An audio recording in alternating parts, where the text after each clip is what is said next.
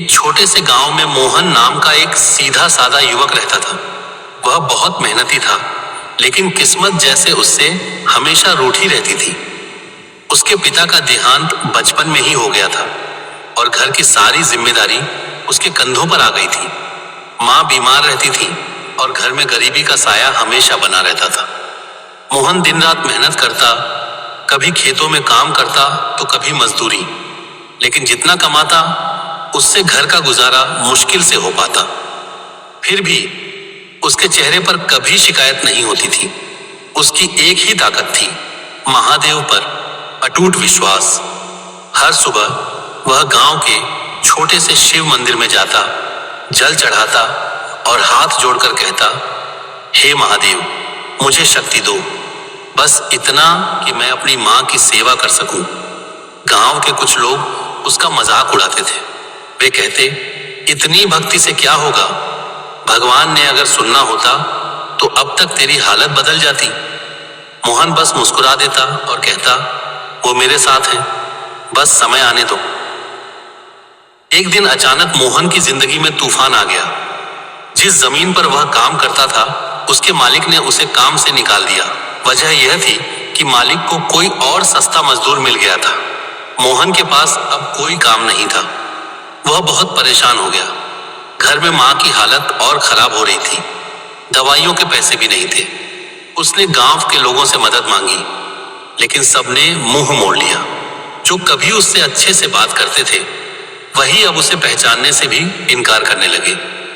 उस दिन मोहन पूरी तरह टूट गया। उसे लगा कि अब सब खत्म हो गया है। वह सीधे मंदिर गया और शिवलिंग के सामने बैठ गया। उसकी आंखों से आंसू बह रहे थे। उसने रोते हुए कहा, हे महादेव, जब सबने मेरा साथ छोड़ दिया, तब आप ही मेरा सहारा हो। अगर आप भी मुझे छोड़ देंगे तो मैं कहीं का नहीं रहूंगा। वह घंटों वहीं बैठा रहा। धीरे धीरे शाम हो गई और मंदिर खाली हो गया, लेकिन मोहन वहीं बैठा रहा। आखिर थककर वह वहीं मंदिर के कोने में सो गया। आधी रात का समय था। मंदिर में अचानक हल्की सी रोशनी फैलने लगी। मोहन की आंख खुली तो उसने देखा कि एक साधु उसके सामने खड़े हैं। उनके चेहरे पर अद्भुत तेज था और आंखों में अपार करुणा। साधु ने धीमे स्वर में कहा, बेटा, क्यों इतना दुखी है? मोहन ने अपनी सारी परेशानी उन्हें बता दी। उसकी आवाज में दर्द साफ झलक रहा था। साधु मुस्कुराए और बोले, क्या तुम्हें अपने महादेव पर भरोसा नहीं है? मोहन ने तुरंत कहा, मुझे पूरा विश्वास है, लेकिन कभी कभी मन कमजोर पड़ जाता है।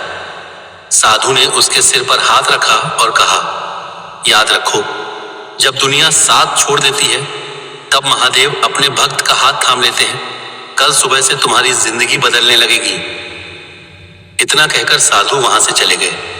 मोहन को समझ नहीं आया कि यह सपना था या हकीकत, लेकिन उसके दिल में एक नई उम्मीद जाग गई।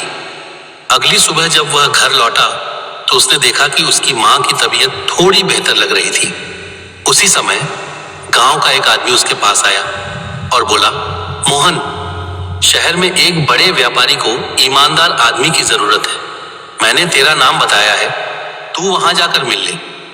मोहन ने तुरंत मौका नहीं गंवाया और शहर चला गया। वहां जाकर उसने पूरी ईमानदारी से काम किया। उसकी मेहनत और सच्चाई देखकर व्यापारी बहुत खुश हुआ और उसे अपने कारोबार में स्थायी काम दे दिया। धीरे धीरे मोहन की जिंदगी बदलने लगी। उसकी आमदनी बढ़ी, माँ का इलाज अच्छे से होने लगा और घर की हालत सुधर गई। अब वही लोग जो कभी उसका मजाक उड़ाते थे, उसकी तारीफ करने लगे। एक दिन रात को मोहन को फिर वही साधु सपने में दिखाई दिए। इस बार उनके रूप में उसे खुद महादेव के दर्शन हुए। मोहन भावुक होकर उनके चरणों में गिर पड़ा और बोला, प्रभु, आपने सच में मेरा हाथ थाम लिया जब सबने मुझे छोड़ दिया था।